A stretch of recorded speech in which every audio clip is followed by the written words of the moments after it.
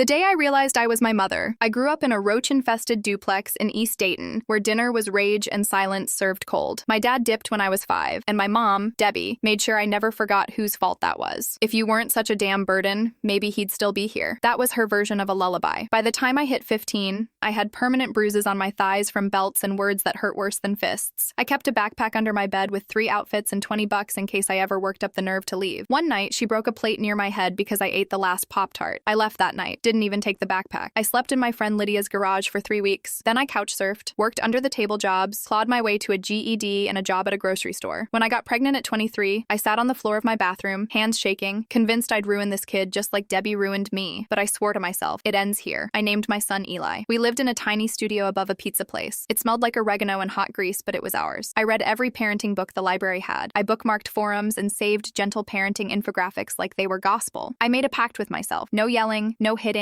no shame. Eli would never be afraid of his own mother. Then came the day when Eli, 5 years old, dropped a whole bowl of spaghetti on the floor. I was already stretched thin, working 10-hour shifts at a dry cleaner, barely sleeping, exhausted from fighting with the landlord about the heater. And when that bowl hit the floor and marinara exploded everywhere, something inside me snapped. I screamed, not loud, not long, but sharp. "Can you just stop ruining everything for 1 second?" The words hit him like a slap. He backed away, lower lip trembling, hands clutching his sleeves. The silence afterward was deafening. I froze, stomach churning, and suddenly I wasn't me. I was Debbie. I ran into the bathroom and threw up. Then I cried until my face went numb. I had become her, and I hadn't even realized it. The next morning, I signed up for a trauma recovery group for parents. The first meeting was 6 people sitting in mismatched chairs in a church basement. I couldn't even look anyone in the eye. But when it was my turn to talk, all I could say was, "I don't know how to be a mom without being a monster." A man across from me nodded and said, "Yeah." Same week after week, we unpacked the damage, practiced calm voices, talked about how shame gets passed down like old coats. I learned how to pause, breathe, and speak instead of react. It felt fake at first, like I was pretending to be the kind of mom I wished I had. But Eli noticed. He started hugging me more, telling me things, asking me questions, like he finally trusted me. I started rituals, things I never had. Every night I read Eli a story. Every morning I wrote a little note in his lunchbox, even if it was just "You're awesome." We lit candles on Friday nights and called it our reset, no yelling, no stress, just cartoons and popcorn and peace. When Eli turned 8, he got into a fight at school. A kid called him ghetto trash because his coat had holes. He came home crying, fists clenched. I felt that old voice inside me stir. "Man up, stop crying, life's tough." But I didn't say that. I knelt down, hugged him, and said, "You never have to be tough for me. You get to feel safe here. That kid was wrong. You are loved, and that's never up for debate." Eli wiped his nose and whispered, "I like when you talk like that, Mom. It makes me feel strong." That's when I knew. I had taken all that damage, all that fire, and built something better with the ashes. Eli's life is not perfect, but it's his, and it's safe, and I'm not my mother anymore.